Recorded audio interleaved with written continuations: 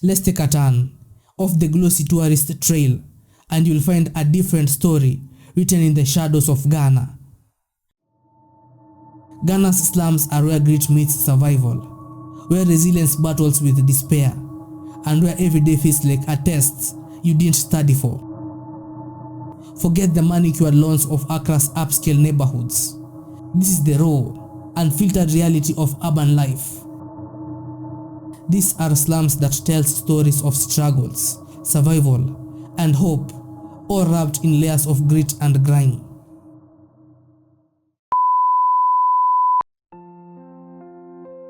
Chokor, where the sea meets survival. One of the densely populated communities in the Accra metropolitan area, because this community and others dotted along the coastline are synonymous with filth.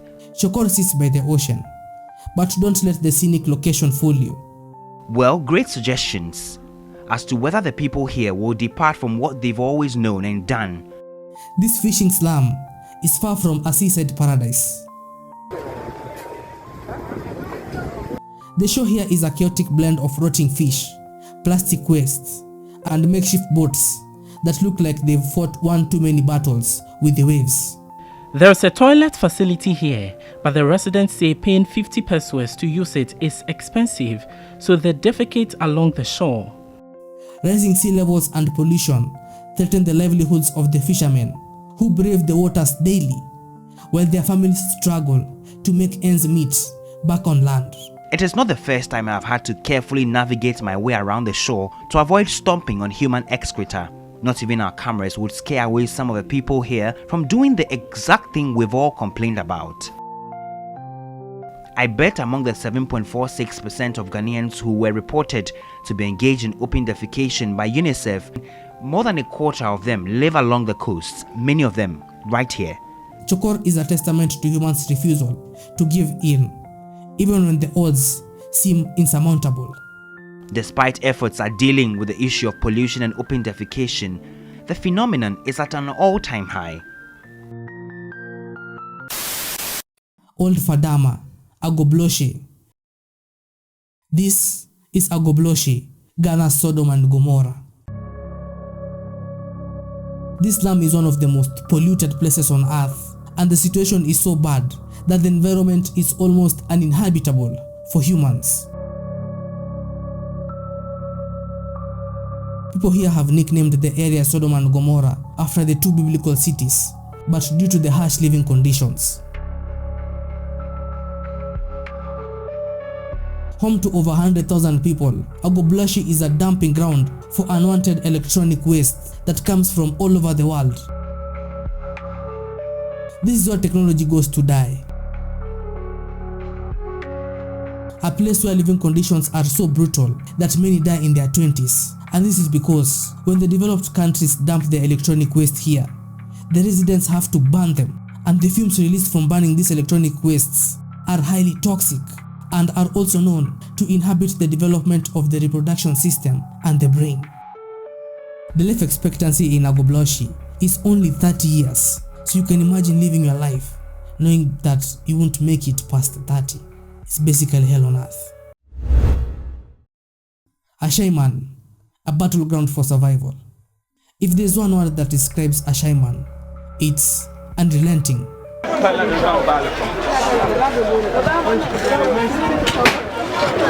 Located near Ghana's capital, this slum is an overcrowded storm of humanity. The streets are alive with hawkers pushing wheelbarrows, selling everything from roasted plantains to knockoff sneakers. But underneath the hustle lies a grim reality. The open sewers here aren't just unsanitary. They are breeding grounds for diseases like cholera and malaria.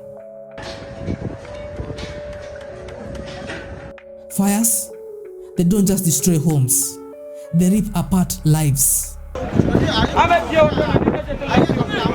Recently, flames tore through Ashaiman, leaving residents with nothing but ash and shattered dreams. Overcrowding amplifies every danger. When one shack catches fire, the whole neighborhood is at risk. Yet, the slum pulsates with a defiant energy. Children play soccer barefooted on dirty roads that transform into muddy swamps when it rains. Traders scream out their wares while blaring speakers blast Afrobeats in the background. It's a place where life doesn't just carry on, it claws its way forward, refusing to bow to adversity.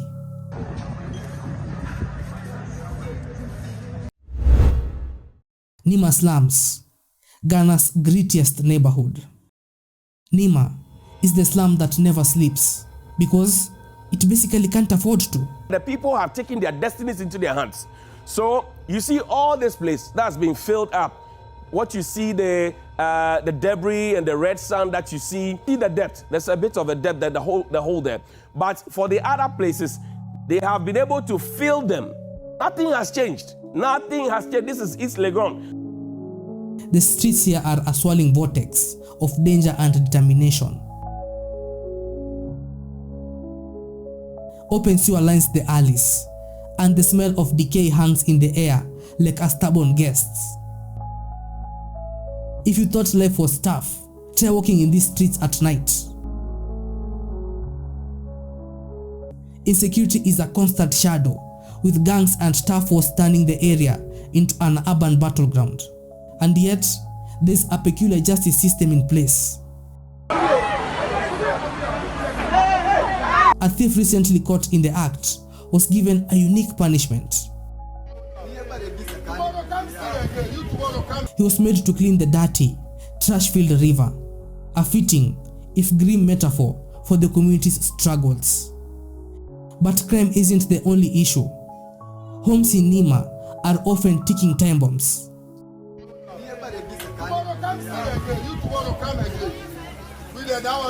For all its flaws, Nima thrives, fueled by the indomitable spirit of its people.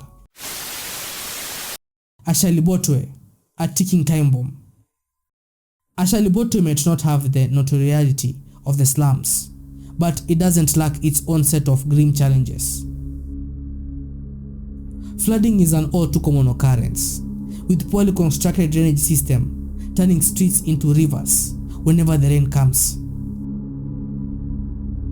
The stagnant pools become breeding grounds for mosquitoes, spreading malaria like an unwelcoming gift to the residents. Fires are more than a frequent menace, with overcrowded shacks and a faulty electric wiring creating the perfect recipe for disaster. Poverty weighs heavily on Ashibotwe, forcing families to scrap by whatever they can find.